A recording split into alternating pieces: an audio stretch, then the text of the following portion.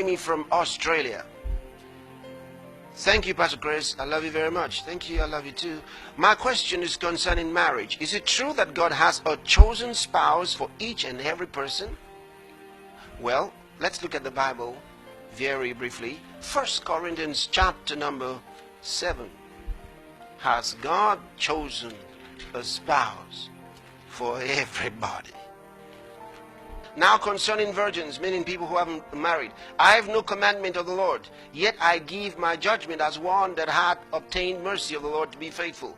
I suppose therefore that this is good for the present distress. I say that it is good for a man so to be.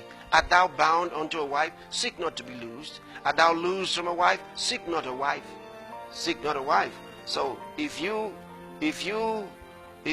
God already chose somebody for you, and God is saying now, don't seek one. So what's going to happen to that one?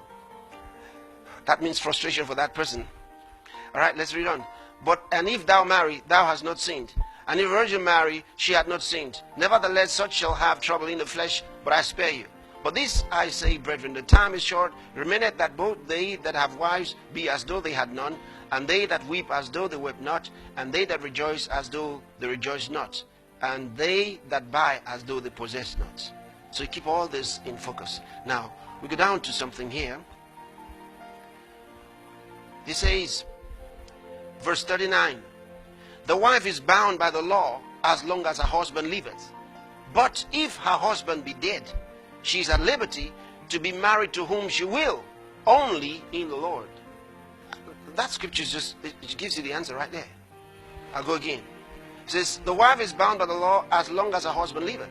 But if her husband be dead, she is at liberty to be married to whom she will, only in the Lord. That means she has a choice here. The only thing the Lord is saying, it should be a Christian. That's all he's asking for. That is going to be a Christian. So God said she is at liberty to be married to whom she will. Now, who is this? Let's get it straight. This is someone who was already married, which means she was no longer under her parents.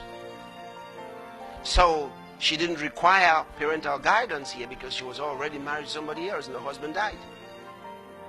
And now she's at liberty to be married to whom she will, only in the Lord. Which means that's all God's asking for. She's going to be a Christian, but she's making a decision because she's no longer a young lady that's under her own, under her parents' or guardian's charge. Okay.